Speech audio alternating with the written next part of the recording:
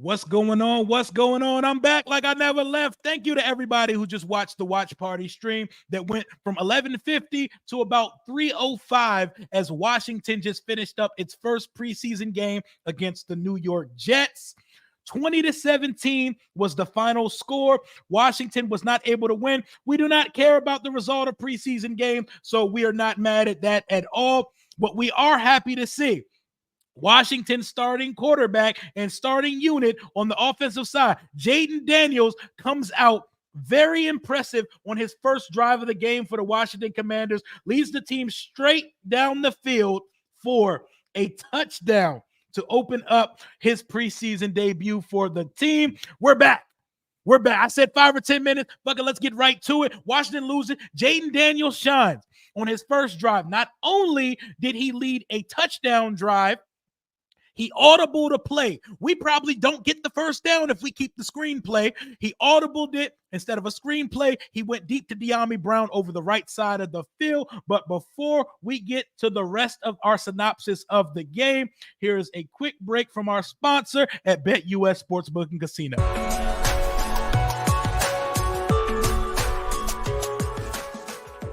This video is brought to you by BetUS Sportsbook and Casino.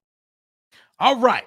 Washington 17, New York Jets 20, and we are totally fine with that. What were your main takeaways from Washington's preseason matchup against the New York Jets? Observation number one, Jayden looks as advertised. The offense looked well. We didn't show too much, but we showed a little bit more than I'm used to in the preseason. A few different formations. Cliff Kingsbury still giving you 3 receivers, 4 receivers, 5 receivers. I'm seeing shovel passes, a reverse. We're mixing it up a little bit. I don't think we've gotten to the full bag of tricks yet. What up, Contour? He said, love the stream. Luck needs to shine with Art, the JD5. He'll be good. I think so, man. I think we finally might have got us one, y'all. I think we finally might have got us, y'all. But look, before we get to what we all want to talk about, let's keep going with positives. Jeff Driscoll looked absolutely sharp today. He looked very sharp, our third string quarterback, 7 of 15 for 87 yards. Michael Wiley, third string running back, fourth string running back, after Jeremy McNichols, Eckler, and Brian Robinson. He looked sharp. He got in the end zone. Let's talk about the rookies. Rookie quarterback number 1, JD5, as advertised. Mikey Sanders still only got about a possession in, as advertised when he was on the field. Ben Sinnott, the tight end, looking like prime Chris Cooley. 3 catches for 57 yards in his preseason debut. Had a very big splash play where he caught one for about 20 yards and got about another 20 yards going up the field, breaking tackles, throwing stiff arms, looking like prime Riggins with the ball in his hand. We love to see it. So we see Ben Sinnott making plays. We were wondering because Luke McCaffrey is a name we have not heard much this offseason. We have not heard too much of him. He came in with Sam Hartman in the second half. He made a couple nice catches. Hands looked fine. Route running looked fine. He looks like a slot receiver. Love it. Let's get to the things we don't like. Emmanuel motherfucking Forbes. Let's talk about it. I know some fans say we're being too hard on him. We're being impatient. We saw a 17-game sample size last year.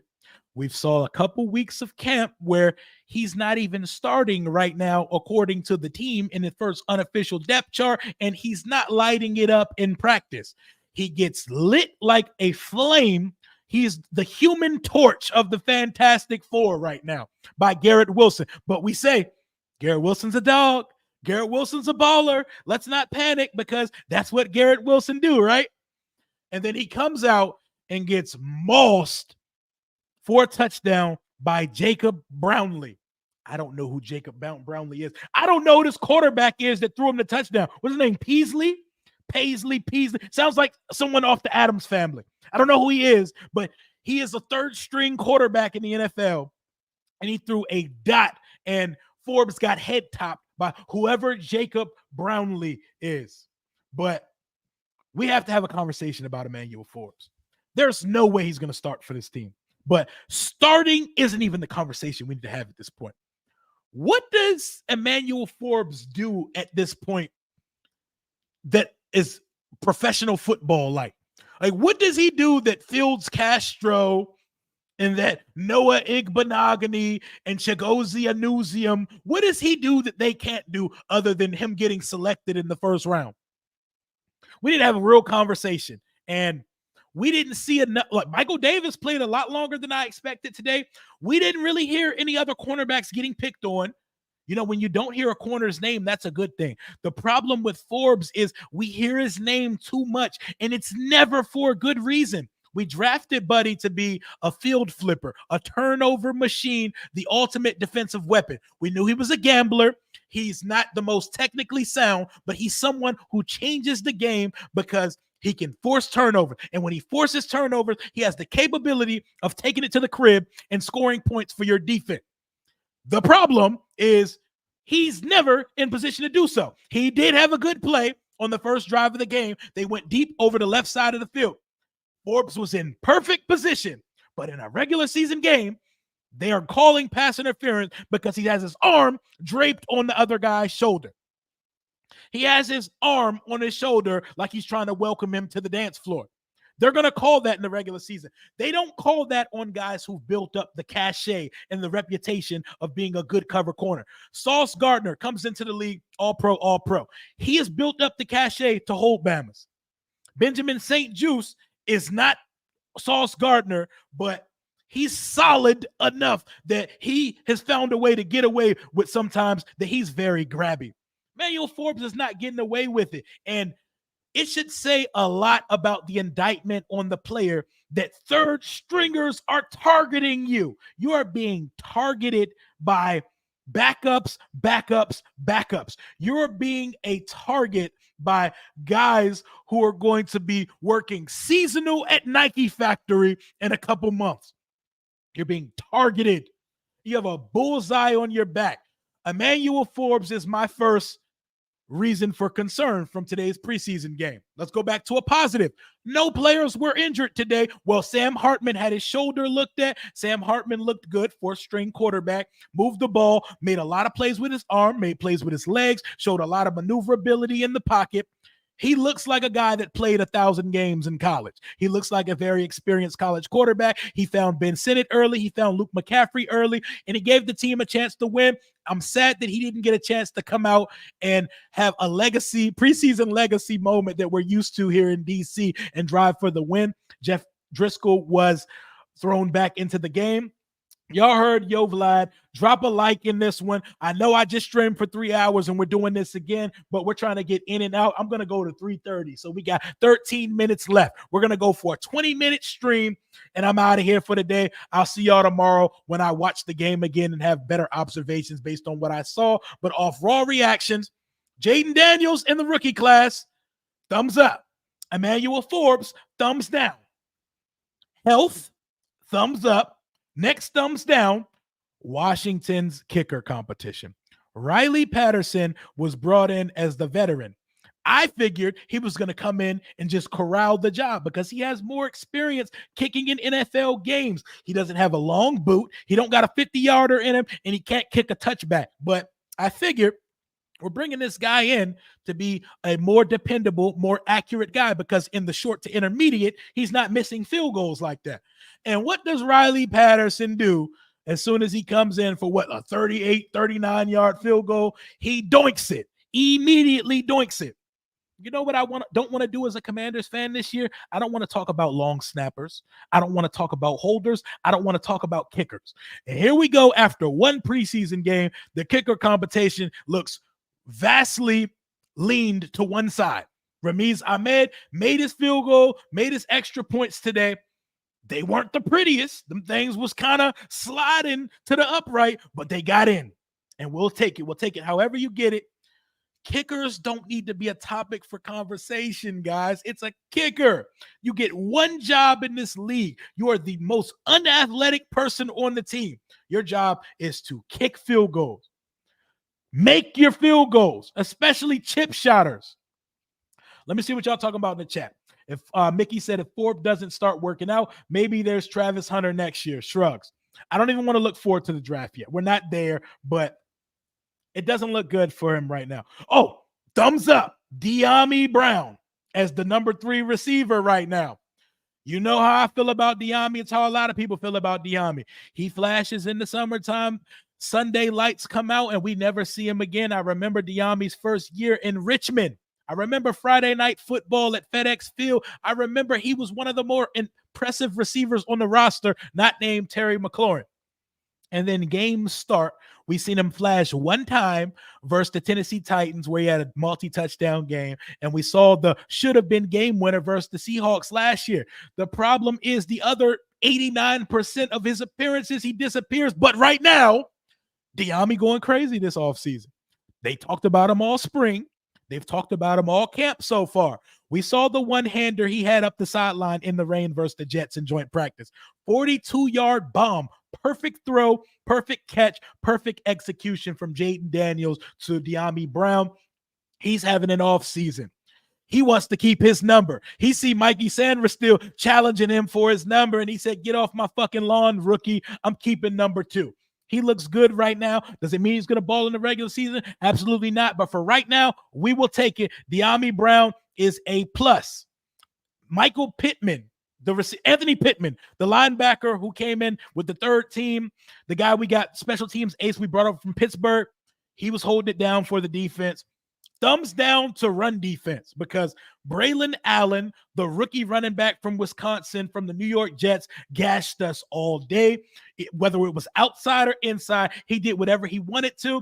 It wasn't necessarily versus our starters. It was versus our second, thirds, fourths, even though there was a blend of veterans and rookies and undrafted. It was like a nice little hodgepodge of players dispersed throughout the defense. We were giving up way too many yards. Braylon Allen was getting his. Number 32, I believe, the white running back they had, he was getting his as well. They were getting too much yards on us from that end. What other players? Michael Wiley is better than Chris Rodriguez. I'm not saying that based on this, based on the type of running back I seek for my team. I don't need a big, slow running back like Chris Rodriguez. Chris Rodriguez looks like a shifty fullback. Michael Wiley got some wiggle to him. Jeremy McNichols runs harder, has a little bit more wiggle with him than Chris Rodriguez. Chris Rodriguez is an EB guy. And part of that is the reason why I'm cool on Chris Rodriguez. If we're keeping it 100,000, I'm not sure he makes this roster. Hey, Jahan was playing the whole first half, and DYAMI left when the starters left. Are we taking anything from that, y'all? Are we taking anything from that, y'all? Yeah, C-Rod is cut. Is DYAMI the number 2 receiver opposite Terry? I don't think so, but I think with an offensive coordinator like Cliff Kingsbury, who's going to be utilizing 3, 4, 5 receivers on a regular basis, he may be out there like a starter. So our wide receiver position right now, we're looking at Terry, Dotson, DYAMI, Olamide Zaccheaus. We're going to probably keep 6. So Luke McCaffrey. Who's the 6th receiver? Is it Bryson Tremaine? Is it Jamison Crowder? If it's not Jamison Crowder, who's taking over the kick returner spot? Honestly, just put somebody with speed that doesn't start back there at kick returner, because I'm going to be frank with you. Nobody's housing no kick return. Nobody's housing a kick return with these new return rules. The punt returner matters more. Jamison Crowder is your punt returner, but I'm pretty positive we could put Olamide Zaccheaus back there as a punt returner. Why can't we put Olamide Zaccheaus back there? Stephon Gilmore. This will be my next video on the channel. When you wake up on Sunday morning, don't be surprised. My next video is probably going to be deep diving. What does Stephon Gilmore have left in the tank? I'm going to hit up my Cowboys friends. I'm going to do a little research, and we're going to have a talk, because I haven't seen too much of St. Juice and Michael Davis that I need to be concerned about yet, but we may need a KG starting cornerback 1, because what I do know right now is we don't have a solidified CB1 on this roster so far. Forbes is 2nd string as of today. Yeah, as of today, that could get worse. That could get worse. Bryson is number 6. Bryson's big, but he may be one of those practice All-American players that goes crazy. Kaz Allen is explosive, but I don't think I could trust him past letting him return kicks or giving him like a reverse or something. I don't think I can trust his hands as a receiver. Wow, I just seen a pick six in the Bears-Bills game. Is he going to house it? He's going to house it. Yep, pick six. They're in the fourth quarter. The Bears are about to go up 20-6 on the Bills. But back to our game. Kaz Allen, I think I only can trust him as a return. I don't think I could trust his hands. What up, my boy? Anunnaki, the shiny one, said, how did we do? How'd the game go today? I'll give you a quick synopsis because we're about to get out of here in a few minutes. Jayden Daniels immediately came in the game and took us on like an 8-play drive for a touchdown, and then the starters got up out of there. His only mistake was he sailed the screen pass because the pressure was on his hip immediately. Two of our five starting linemen were out. Three of our starting tackles were not playing. Lucas, Wiley, and Brandon Coleman did not play. Brian Robinson and Eckler had good runs. DYAMI caught a deep ball up the sideline that Jayden audibled into after a screen pass was called at the line. Emmanuel Forbes got baptized in the end zone by like wide receiver 7 on the New York Jets. The pass rush, for the most part, was non-existent today. The starting defense got a 3-and-out, and for the most part, they were out of the game. Jeff Driscoll and Sam Hartman looked very sharp. Oh, thumbs down to we didn't let Marcus Mariota do anything today. We lost yardage on Mariota's first play. The offense got stalled out. They did nothing. Marcus Mariota got no burn. Marcus Mariota pretty much did not play football today. He was in uniform. Thoughts on Luke McCaffrey? When he finally got in with Hartman, they had a rapport built. He made a couple of catches, nothing too much to scream home about, but I'm glad to see he was a focal part of the offense once Hartman got on the field. He's clearly not getting reps with the ones or twos yet, so let him work his way up the roster and let him develop. We don't need Luke McCaffrey to be a day one contributor. Do we want him to be? Sure. If that has to be Olamide Zaccheaus for this year, that's okay as well. Let draft picks develop. Let's do this shit right this time. Let's not rush it. As long as they don't come out with a Forbes-type rookie year, we're good. Won't be in the league come 2026. It's not looking good for the guy, man. We had a whole conversation during my stream during the game that what would the trade value even be if we shopped Forbes? Forbes is definitely like trending toward DC Defenders territory right now. I'm not trying to be disrespectful. I promise you, man.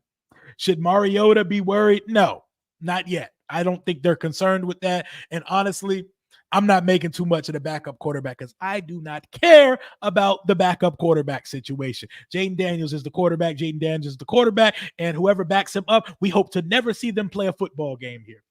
Jayden Daniels is the week 1 starter with the running TD today for the touchdown against the Buccaneers at 4:05 p.m. That's going to be beautiful. I love that his first touchdown was a zone read. He kept it. He put the ball in the running back's chest, pulled it, scampers to the end zone, and went to go hand the ball off to his mama in the crowd. Looking all right in them shorts over there. I ain't going to do that, though. But got his mama his first game ball touchdown. Shout out to Jayden. But Tyler Owens, big thumbs up. We've heard the name Tyler Owens all offseason, all training camp so far. The freak of nature, linebacker built, free safety, perfect 10 relative athletic score safety from Texas Tech. He's making plays on the defensive side of the ball, sideline to sideline player. He's hitting guys. He's making plays on special teams. The best route to making an NFL roster, if you are not a drafted player, is special teams and just effort. If you play with a high motor, if you play sideline to sideline, if they put you out there on the punt team, hustle your ass down the field and make plays. Tyler Owens is definitely someone to keep your eyes on, someone that can sneak on the 53 if it's not just a practice squad type of thing. But I don't know what DC all day talking about. I don't know. He crying to somebody. He must be defending Emmanuel Forbes. Forbes need to prove us wrong. The thing is, we don't want to be right. I don't want Forbes to be ass. He's ass, though. He's ass. Like, do you think we root for guys? Like, if you're a fan that's actively rooting for a player to stink so you can be right, so you can push your narrative, that's lazy fandom. Hate that shit. Never would do that shit. But nobody wants Forbes to fail. I wish Forbes could be Derek Stingley, to be Sauce Gardner, but Forbes looks like another Ron Rivera draft pick, and it feels like almost all his pick. Well, it's not disrespect. It's not disrespect. We're calling it how we see it. How's it disrespect if this nigga's been ass? We're supposed to call ass sunshine and rainbows just because, oh, he's our guy. We gotta call it as we see it. We are paying customers. We are fans of this football team. We've sat through 25 years of misery. Why are we supposed to excuse bad play? Why are we supposed to excuse bad play? I'm sorry, sir. You're dick eating Emmanuel Forbes. You're dick eating Forbes. You must be a blood relative. You must be on payroll. You must have bought the jersey. I know a nigga that bought the jersey and he's trying to save face when I see one. You bought the jersey, my boy, because you're the only one you're the only one feeling that way right now. He's ass right now. Do we want him to stay ass? We hope he reverses ass. He's ass right now. Nope. You're dick eating. Everybody look at DC all day in the chat. He is dick eating right now. You are excusing bad play from a first-round pick. I hope you're harder on your children, my nigga, but we move on.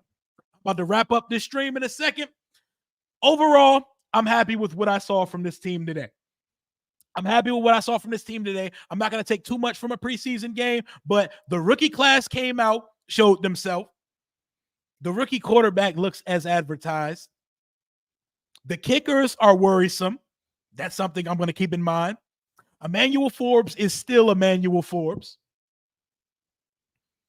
Sam Hartman looked good when he got in the game, but stop the fan hives and the fan factions. We need to relax.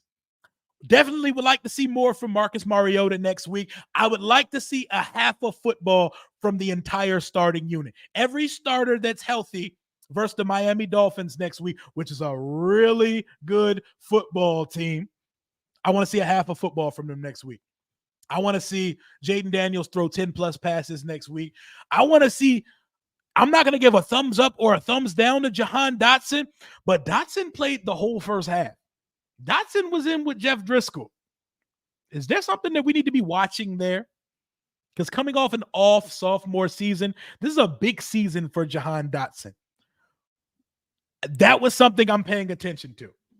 I'm not necessarily saying anything about his position or where he is slotted on the roster at the time, but I definitely noticed that he was the only fucking starter still in the game up to halftime. Like, why is Jahan Dotson playing with Jeff Driscoll and Wiley? And I don't know. We're going to see.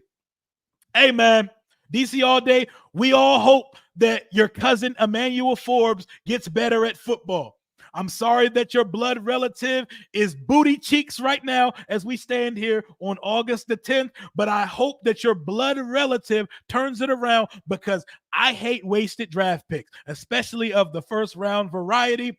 When you get off this chat, give him a call, give him a stern talking to, tell him Washington Nation wants better from him, man. We want better from him. We want to see more from him.